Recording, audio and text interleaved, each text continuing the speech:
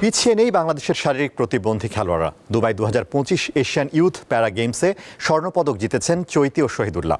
সাফল্য এসেছে বাস্কেটবলের দলীয় ইভেন্ট থেকেও।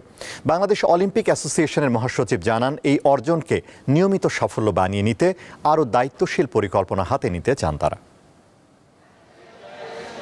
পরনে লাল সবুজ জার্সি, গলায় স্বর্ণপদক। বলছি দুবাই 2025 এশিয়ান প্যারা গেমসে সোনা ও ব্রোঞ্জ পদক জয় করে দেশে ফেরা দুই অ্যাথলেট চৈতি রানী দেব ও শহীদুল্লাহর কথা। দেশের বাড়ি গিয়ে গোল্ড মারছি, আমার চাওয়া যে এখন থেকে আরো ভালো করতে পারি, যে আরো উন্নত মানে যেতে পারি। আমার মতো যারা আছে তাদের জন্য সহযোগিতা করে সরকার, এটাই আমাদের চাওয়া। সুইমিংয়ে যে আমাদের যে প্র্যাকটিসটা দিছিল ওনাকে আমাকে অনেক সহযোগিতা করছে। এই ফার্স্ট টাইম অল্প দিনে প্র্যাকটিস করে আমি যা নিয়েছি, ইনশাল্লাহ সামনে আরও দেশকে ভালো কিছু দিতে চাই। তাদের এই অসাধারণ অর্জন দৃঢ় মনোবল, অধ্যবসায় ও অন্যান্য ক্রীড়া দক্ষতার উৎকৃষ্ট প্রমাণ। চৈতি ও শহীদুল্লাহর সাফল্য শুধু ব্যক্তিগত মাইল ফলক নয়, এটি বাংলাদেশের প্যারা ক্রীড়াঙ্গনের জন্য এক ঐতিহাসিক অর্জন, যা দেশের সকল প্রতিবন্ধী ক্রীড়াবিদদের সম্ভাবনার উজ্জ্বল প্রতীক। এই কমিটিটা 9 থেকে 10 মাস হয়েছে, নতুন কমিটি এসেছে। দে আর ওয়ার্কিং ফ্যান্টাস্টিক এবং তাদের অ্যাক্টিভিটি দেখলে আপনারা জানবেন তারা অনেকগুলো প্রোগ্রাম করেছে। In between they have done practice for এটার জন্য, তো সেটার রেজাল্ট আমরা পেয়েছি এবং this is the first time we got the gold and bronze, silver. বাংলাদেশের ইতিহাসে এত বড় অর্জন একসাথে আমরা পাইনি। সবগুলো ফেডারেশনের প্যারা একটা অর্গান যেন থাকে, তারা যেন আমাদের এই ইয়াদেরকে, ছেলে মেয়েদেরকে তুলে নিয়ে আসতে পারে।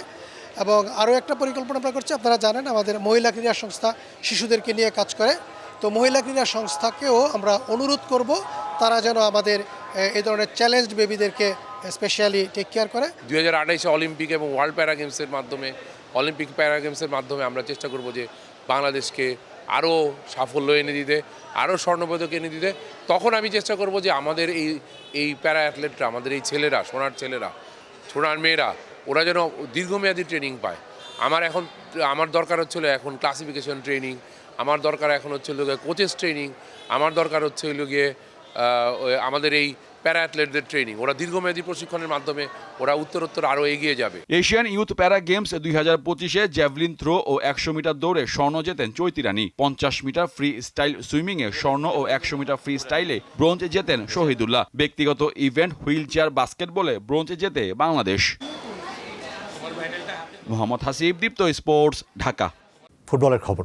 ফিফার বর্ষসেরা পুরস্কার বিজয়ীদের নাম ঘোষণা করা হবে আগামীকাল মঙ্গলবার বাংলাদেশ সময় রাত 11টায়।